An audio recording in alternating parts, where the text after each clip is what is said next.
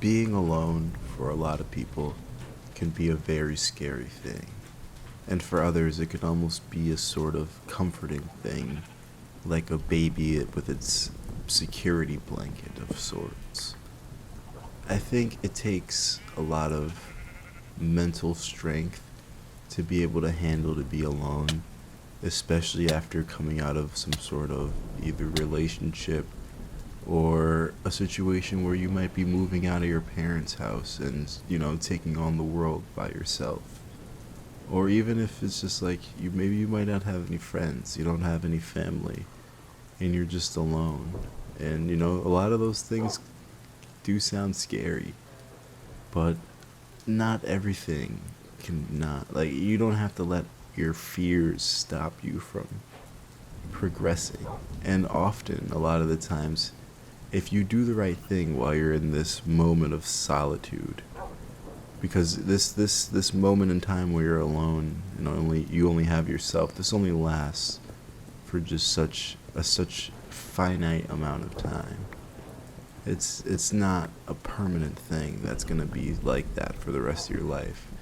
Realistically, this is almost like the creator or whatever higher powers out there in the universe kind of like removing everyone around you for you to really focus in on yourself and find out what it is that you need to work on, whether it be goals, ambitions, anything that you want that you need to start then on out working on to achieve, and not just live your life how you've been living it realistically.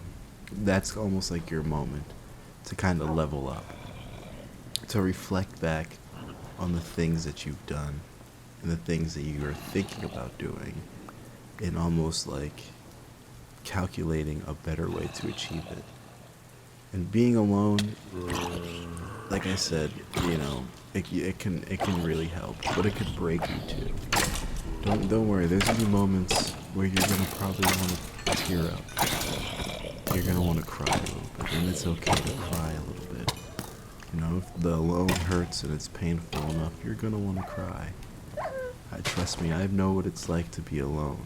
I know what it's like to lose something or someone that you hold dearest, and now they're just a memory in the back of your head, and you have to live your life moving forward as if everything was just normal. Because that's one thing about life, is that it doesn't hold up, and it doesn't freeze. Nothing doesn't freeze just because you're going through something. The world still spins. People still got problems. So the world doesn't freeze just because you're going through something. So that's something that you really have to understand.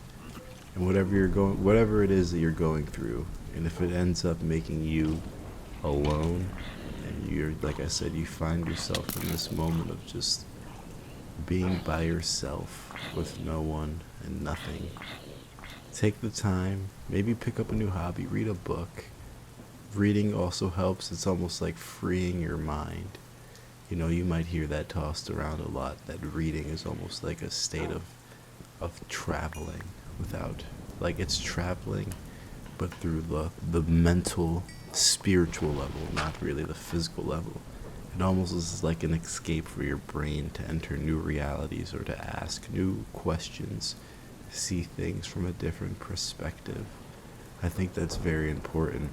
If you think about it, prisoners, they often have a lot of time alone depending on their sentences, and the smart ones use that time wisely and actually look at that as a blessing in disguise to kind of help them mentally get on the right track. And a lot of the times they read books, they further their education, they might pick up a job. Hell, they might even just work out and just read in their cell and never leave. Whatever it is that their purpose is, they try really hard to find it. Like I said, maybe not every prisoner does this, but the smart ones do.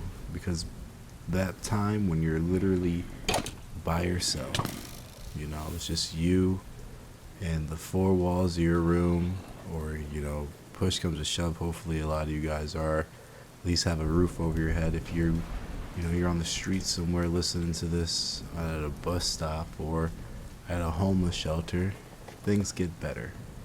And we live in a day and age where you can make your situation better if you just try a little harder. And this time when you're alone, just try to think of something that you can do in your life to better your situation. Because that right now is why you're alone. You need to learn, you need to reflect, you need to build on yourself for once and learn to love yourself a little bit more, just as much as you love the other people that you want to be around you. Hell, maybe even the people that you once had around you didn't actually love you as much as you loved them. And that's why you're alone too. That happens a lot of the time. We'll be clouded by our own love for someone else that we actually won't recognize when that person isn't reciprocating that same amount of love that we're giving out to them. So you have to be very careful when you do things like that. It's very important because you don't ever want to cloud your judgment with such high, strong feelings and emotion, because that's where you end up back where you are now, where you find yourself alone.